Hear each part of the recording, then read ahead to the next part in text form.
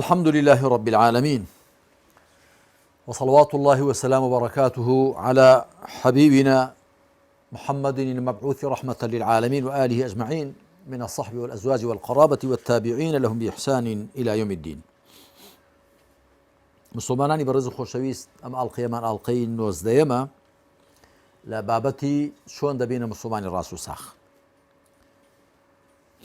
لەم ئاڵقەیەماندا باسی فەرمانکردن بە پەسەند و ڕێگریکردن لە ناپەسەند لە هەموو بوارەکاندا دەکەین. لە قورئانی خوای بەرز و مەزندا ئەم خەسڵەتە گەورە و گرنگە کە کۆکەرەوەیە بۆ کۆی خەسڵەتەکانی دیکە، فەرمانکردن بە پەسەند و ڕێگریکردن لە ناپەسەند، الأمر بالمعروف والنهي عن المنكر. بەڵکو هەندێک لە زانایان دەڵێن جەنگ و جیهادیش لقێکی فەرمانکردن بە پەسەند و ڕێگریکردن لە ناپەسەندە. لە قورئاندا زۆر باسی ئەم خەسڵەتە گەورە و گرنگە کراوە وەکو سیفەتێکی بنەڕەتی مسلمانان، وەکو سیفەتێکی بنەڕەتی بڕواداران بە پیا و ئافرەتەوە. ئێمە بە سەرەتا چەمک و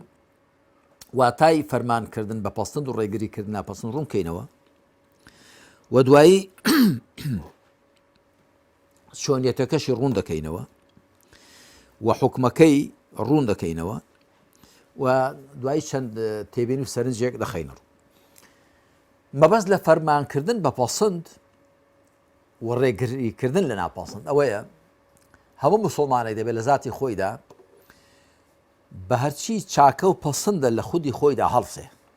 جێبەجێکە لە خۆیدا شتە پەسەندەکان بێنێتە دی، چ پەیوەندیان بە دی پەنهانی مرۆڤەوە هەبێ وەکو ئیمان و عەقیدە و پێش ئیمان و عەقیدە بوون ناسی، هەروەها تەقوا و تەزکیە و ئیخلاص، و چ پەیوەندیان بەلایانی ڕواڵەتیەوە هەبێ وەکو جێبەجێکردنی ئەرکە شەرعیەکان و خۆ دوورگرتن لە قەدەغەکراوەکان. هەموو مسلمانێک دەبێت لە ذاتی خۆیدا چاکە لە خۆیدا بێنێتە دی، چ چاکەی پەنهان چ چاکەی ئاشکرا، و خراپە لە خۆیدا لابەرێ، دووری بگرێت لە خراپە، چ خراپەی پەنهان وەکو کوفر و شیرک و نیفاق، وەکو ڕیا، وەکو حەسەد و خۆبەزلگری و بوغز و غەرەز و هەتا کۆتایی، چ خراپەی ئاشکرا وەکو هەموو گوناح و تاوانانەی کە پەیوەندیان بە ئەندامەکانی مرۆڤ هەیە، پەیوەندیان بە ڕواڵەتی مرۆڤەوە هەیە. دوای ئەوە مرۆڤ دەبێت هەوڵدا ئەو چاکەیەی کە لە خۆیدا هێناوێتە دی فەرمانیشی پێ بکات لە دەرەوەی خۆی، و ئەو خراپەی کە خۆی لێ دوورگرتووە هەوڵدا دەوروبەریشی خۆیانی لێ دوور بگرن و ڕێگری بکە لە خراپە و ناپەسەندەکان. پەسەند و ناپەسەند المعروف والمنکر لە بەکارهێنانی قورئاندا و لە بەکارهێنانی فەرمایشی پێغەمبەردا صلی الله عليه وسلم کە ئەلیف و لامیان لەسەرە، ئەلیف و لامەکە بۆ ناساندنە و ناساندنەکە بۆ جنسە، واتە مرۆڤ دەبێت هەوڵدا، مرۆڤی مسلمان هەرچی چاکەیە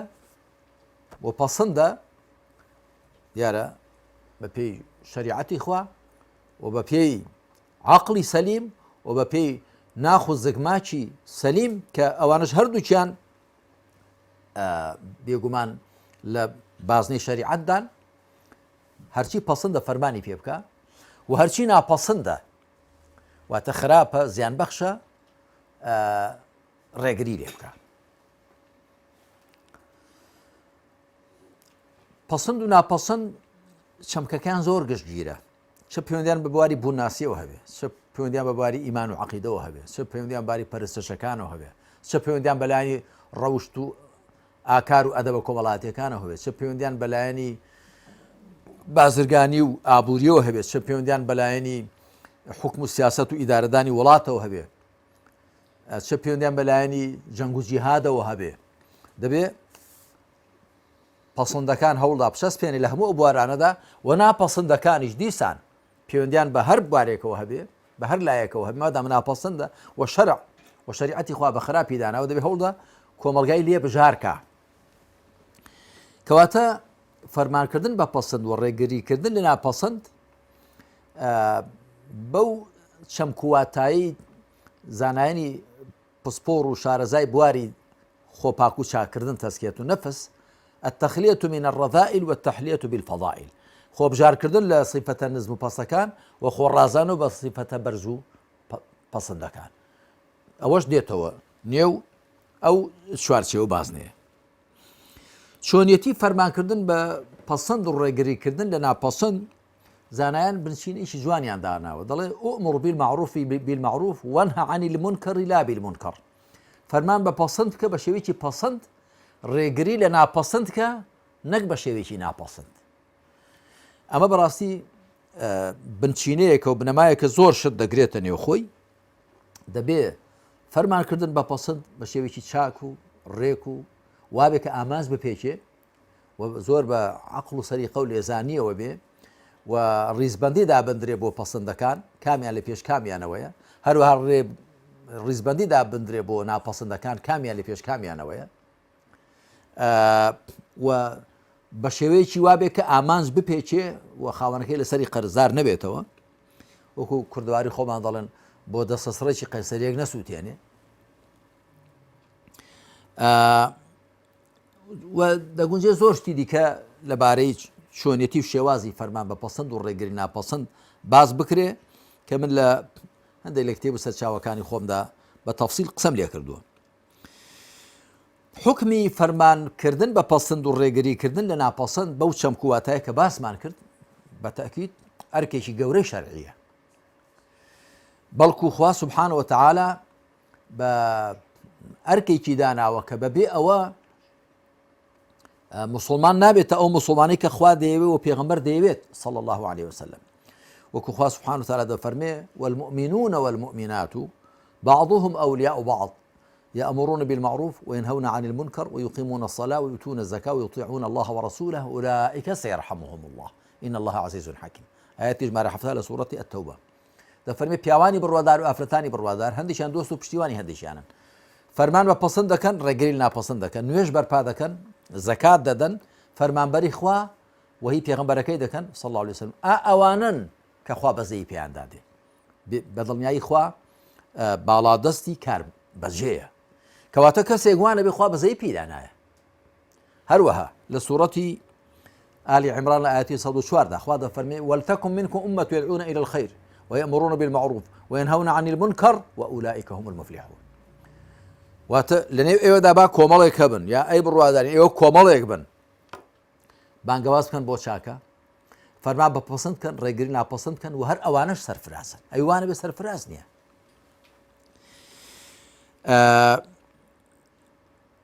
ئەگەر ئاەتەکەی ئالی عیمران ئاەتی ژمارە 104 وشەی منکم من لەسەر منکم ئەگەر هەردوو ئەگەری هەیە بۆ هەندێک بێت یاخود بۆ ڕوونکردنەوە بێ من تەبعیضیە بێ یا بەیانیە بێ بەڵام ئاەتەکەی سوورەتی التەوبە ئاەتی ژمارە 7 والمؤمنون والمؤمنات ئاەتی ژمارە 7 والمؤمنون والمؤمنات بعضهم أولياء بعض يأمرون بالمعروف وينهون عن المنكر تا کۆتایی ئەمە هیچ ئەگەرێک بۆ ئەوە ناهێڵێتەوە کە کۆمەڵێک لە بڕواداران بە ئەوەرکە هەڵسن چونکە خوا سبحانه وتعالى دەفەرمێ پیاوانی بڕوادار و ئافرەتانی بڕوادار ئەلیف و لامیان لەسەرە و بە ڕاناوی کۆکراونەوە واتە تێکڕای پیاوانی بڕوادار و ئافرەتانی بڕوادار دۆست و پشتیوانی یەکدین فەرمان بە پەسەند دەکەن و ڕێگری ناپەسەند دەکەن تێکڕایان ئەوە سیفەت و خەسڵەتێکی بنەڕەتی و بنچینەیە تیاندا پێغەمبەری خاتم صلى الله عليه وسلم دەفەرمێ والذي نفسي بيده لتأمرون بالمعروف ولتنهون عن المنكر أو ليشيكن الله أن يبعث عليكم عقابا منه ثم تدعونه فلا يستجاب لكم أميش ترمذي هناوتي بجمال 2169 بحسني دانا وسندكي پیغمبر دەفەرمێ عليه الصلاة والسلام شوێن بەو زاتەی جانی منی بەدەستە دەبێ فەرمان بە پەسەند بکەن ڕێگری لە ناپەسەند بکەن یاخود نزیکە خوا سزایەکتان بۆ بنێرێ دوای هەرچەند لێ بپارڕێنەوە وەڵامتان نەدرێتەوە کەواتە فەرمان بە پەسەندکردن ڕێگری لە ناپەسەندکردن لە هەموو بوارەکاندا لە بواری بووناسی و تێڕوانین و لە بواری ئیمان و عەقیدە و لە بواری فیکر لە بواری ڕاگەیاندن و لە بواری پەرستشەکان لە بواری ڕەوش و ئاکارەکان لە بواری ئەدەبە کۆمەڵایەتیەکان و لە بواری حەڵاڵ و حرامەکان بەگشتی و لە بواری مامەڵە و هەڵس و کەوت و بازرگانی و ئابووری و لە بواری حکم و سیاست و ئیدارەدانی وڵات لە هەموو ئەو بوارانەدا مسڵمانان لەسەریان پێویستە فەرمان بە پەسەند بکەن و ڕێگری لە ناپەسەند بکەن. ئەگەر بیانەوێ خوا بەزەی پیاندا بێ و ئەگەر بیانەوێ سەرفراز بن و ئەگەر بیانەوێ لە سزا و لە عیقابی خوا سبحانه وتعالى سەلامەت و پارێزراو بن. چکە پێغەمبەر صلی الله عليه وسلم سوێن دەخوا بەو زاتەی کە جانی ئەوی بەدەستە ئەگەر فەرمان بە پەسەند نەکەن و ڕێگری لە ناپەسەند نەکەن نزیکە خوا سزایەکیان بۆ بنێرە دوای هەرچەند لێ بپارن وەڵامیان نەداتەوە کە ئەمە میسداقەکەی هاتنە دیەکەی لە واقعی ژانی ئێستای مسڵماناندا زۆر جوان و درەوشاوەیە. مسڵمانان تەماشا دەکەی خوا سزای بۆ ناردوون. سزا لەوە گەورەتر کە مسڵمانان خاوەنی وڵاتی خۆیان نین، خاوەنی خێروبێری خۆیان نین، خاوەنی چارەنووسی خۆیان نین. هەموو لە بەگشتی ئومەتی پێغەمبەر صلی الله علیه وسلم ئەمڕۆ پەرتەوازەیە بێسەروبەرە و ژێردەستە و زەبوونە پێچەوانەی ئەوەی کە خوا بۆی دیاری کردووە وەلیلله العزەة وەلیڕەسوولیه وەلیلمؤمنین. عیزەت واتە بەرزی و باڵادەستی بۆ خوا و بۆ پێغەمبەرەکەی و بۆ بڕوادارانە. بەڵام ئەمڕۆ بڕواداران لە جیاتی عیزەت زەبوونیان بەسەردا فەرز کراوە و لە جیاتی بەرزی وأنتم الأعلون إن كنتم مؤمنين ژێردەسەیان بەملدا هاتووە. بۆ چونکە ئەم فەرزە و گەلێک فەرزی دیکەشیان فەوتاندوون و لە ئەنجامی ئەوەدا شایستەی ئەوە بوون کە خوا سزایان بدە. و بێگومان هیچ کەسێک لە بەرامبەر یاساکانی خوادا چه یاسا شەرعیەکانی چه یاسا گەردوونیەکانی مافی ڤیتۆی نییە. هەر کەسێک خۆی بداتە بەر سزایەکی خوا یاسایەکی خوا یاساکەی بەسەردا دەچەسپێ. وەکو لە سوورەتی نیسا دەخوا دەفەرمێ لەیسە بئەمانیکم ولا ئەمانی ئەهلی الكتاب من يعمل سوءا يجز به ولا يجد له من دون الله وليا ولا نصيرا. بە خۆزگە پێخواستنی ئێوە و خۆزگە پێخواستنی خاوەن کتێبەکان نییە. هەر کەسێ خراپە بکە سزای دەدرێ، عقوبە دەدرێ و لەلایەن خواشەوە هیچ سەرپەرشتیار و هیچ یارمەتی دەرێکی بۆ ناڕەخسێندرێ کە لە سزای خوا چەپاڵی داوی پارێزێ. لە کۆتایی ئەم بابەتەدا چەند تێبینێک دەخەمە ڕوو. یەکەم فەرمان بە پەسەند و ڕێگری لە ناپەسەند دەبێ وریابین لەگەڵ جێبەجێکردنی سزا شەرعیەکاندا تێکەڵی نەکەین. تۆ کەسێک دەبینی تاوانێک دەکا خراپەیەک دەکا لەسەرت پێویستە بە پێی توانە هەوڵ دەی نێڵی ئەو خراپەیە بکە. ئەگەر کەسێک زوڵم لە کەسێک دەکات لێی دەدا، ئەگەر کەسێک لە ذاتی خۆیدا گوناحێک دەکا خراپەیەک دەکا بۆت بکرێ دەبێ نێڵی ئەو خراپەیە بکە. بەڵام سزادانی جایە لە ڕێگرتن لە خراپەکەی سزایەکەی بەدەست شەرعە. بۆ وێنە کەسێک شەراب دەخوات و بۆت نییە لەوێ بیدێ بەر قەمچیان، چونکە ئەوە دەبێت بە بەڵگەی شەرعی بچەسپێ و دەبێت دەسەڵاتی شەرعی ئەوە جێبەجێکە. هەروەها کەسێک دزی دەکا، کەسێک هەر گوناح و خراپەیەکی دیکە دەکات، تۆ تەنیا ئەوەندەت لەسەرە کە بە پێی توانە نێڵێ و خراپەیە بکە، بەڵام سزادانی لەسەر تۆ نیە و عینی تۆ نییە و تو مافی ئەوەشت نییە. ئەوە دەبێت لەوە وریابین کە بەداخۆ لە هەندێک لە شوێنانی وڵاتانی ئیسلامیدا لەم کاتی خۆشی لەم کوردستانی خۆشماندا ئەو جۆرە غەڵەت و پەڵەت و کرچ و کاڵیانە بوون لەلایەن هەندێک کەسەوە کە بە حساب حەماسەت و دڵگەرمێکی زێدەیان هەیە بۆ بەرگریکردن لە ئیسلام و لە مسڵمانان، بەڵام لە سنوورەکانی شەرعیان پەڕاندوە. شەریعەت دەبێت وەکو خۆی پیادە بکرێ، نەک وەکو میزاج و سروشتی ئێمە دەیەوێت. ئێمە دەبێت شوێنکەوتوی شەریعەت بین، نەک شوێنکەوتوی میزاج و تەبیعەتی خۆمان. ئەوە یەک. دوو،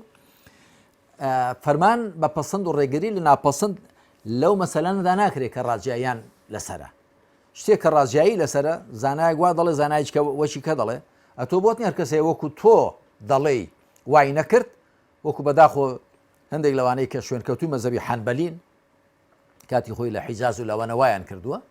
شوێنکەوتوانی محەممەدی کوڕی عەبدولوەهاب، هەندێک قەزیە فیقی هەندێک شت کە تایبەت بە مەزهبی حەنبەلیەوە تۆ نابێ بیکەی بە بناغە بۆ دینداری